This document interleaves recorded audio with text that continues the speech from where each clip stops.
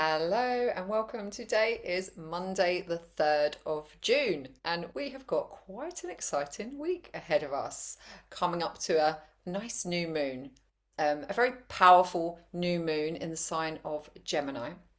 But today, right now, the moon is coming into a square. It's moved into Taurus and it's coming into a square with Pluto in Aquarius. So this is like triggering a little bit of creative change. I say that squares in themselves, it's just a brief moment in the astrological movements because it's the moon. So she kind of sweeps past, but she has a little interaction with particular planets and can give us an opportunity to open and create something in that moment from our own inner experience and manifest in the physical world if we choose to pay attention to our lives, engage with our lives, and I love engaging with the planets. I feel like especially the moon, because when you follow the moon and you work with her cycles and repeat movements, then you just become a bit more engaged with the above, the things that happen above, and you're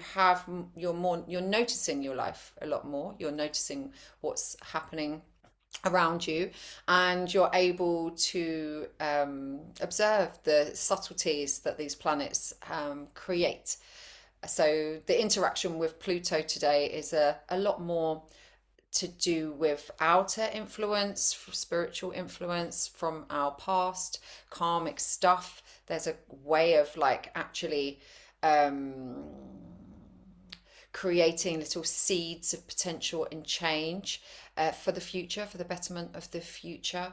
So now is like a good time to be thinking about what's not coming with you as you move into the future, as you birth this new life for yourself. And actually, as a collective, I feel like we are really needing, and we will be forced even deeper into needing to remember what is human connection, what is community, what is working together, what does it mean, what does it look like, because our structures at the moment, it's not to say that all humans are only out for themselves, but we've been trained, it's ingrained in us to compete and to climb above and to climb this ladder of success, and whether sometimes stepping over other people is kind of a natural process, or competing and against others, when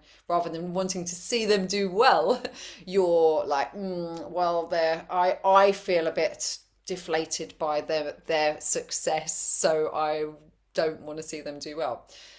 So yeah, this is kind of a natural thing that can occur from this masculine sort of structure which already exists. So it's not a chance, it's not about beating yourself up, it's just about remembering how to work together, how to collaborate, and how to communicate.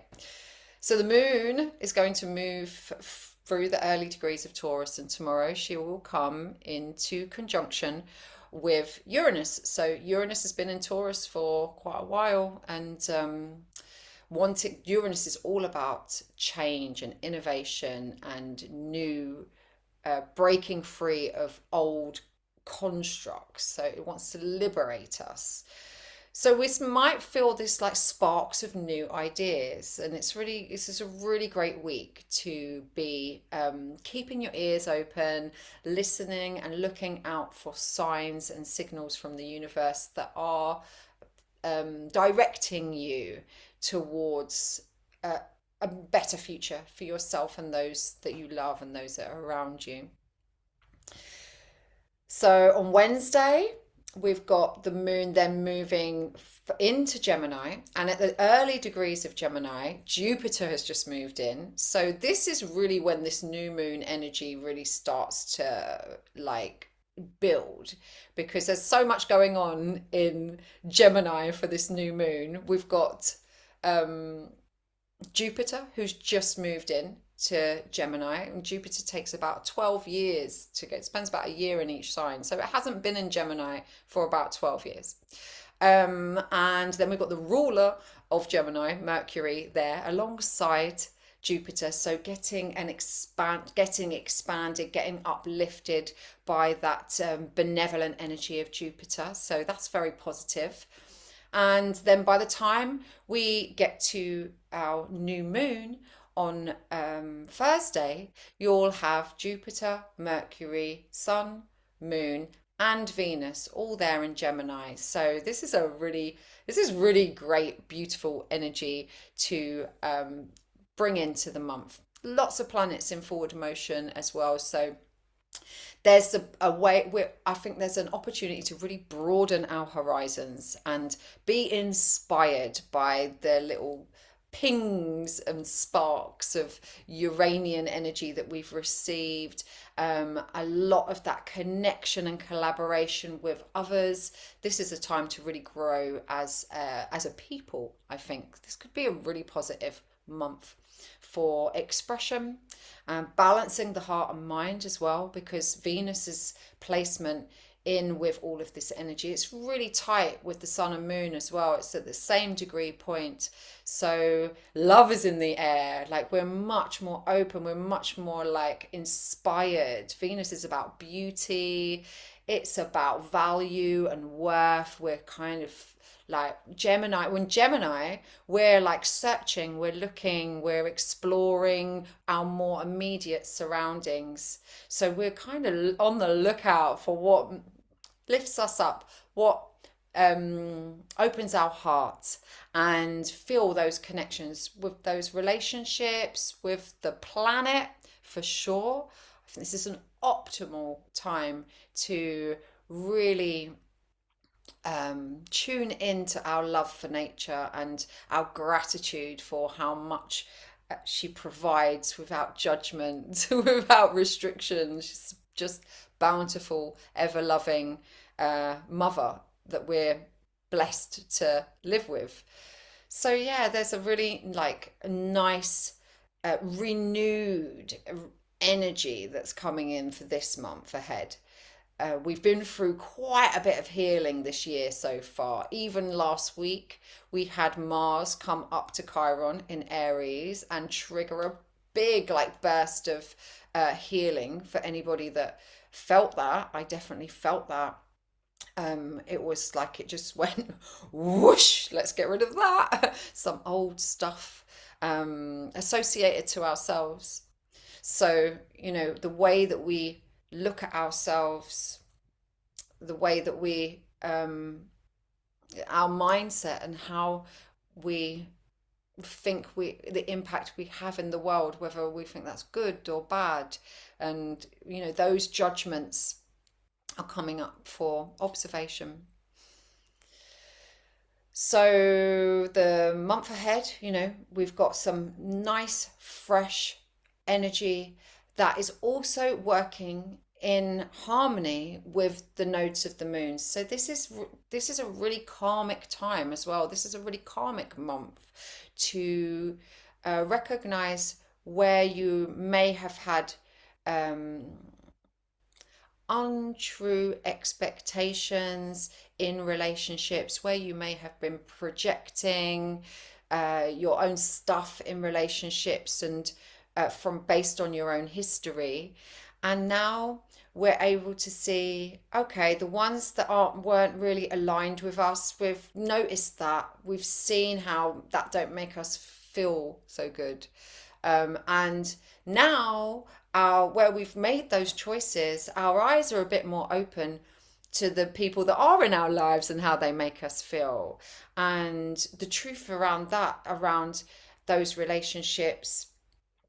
So Venus will be injecting a little bit of love, a little bit more beauty, a little bit more money, let's hope, you know, let's bring that abundance in with Jupiter, a little bit more awareness of our gifts, awareness of our voice and how that lands for people, and for our own ability to share and communicate and give our wisdom to the world. So Gemini is an air sign. It's about mingling. Air signs are also intuitive. If you think about it, you're kind of open and feeling around as well with the air. So, you should be able to really be guided this month, led by your heart.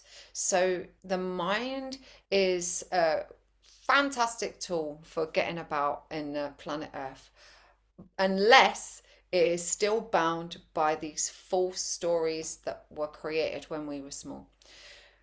So through this painful few months we may have had that have felt like, oh my God, will it ever end? We may have not just made some, like, what didn't feel like it yet, but some big steps around our self-worth, around just accepting who we are, and less of that people pleasing, less of that um, challenging vibration, that effect of a low insecurity that may have been birthed through a difficult or psychology from before the age of 7.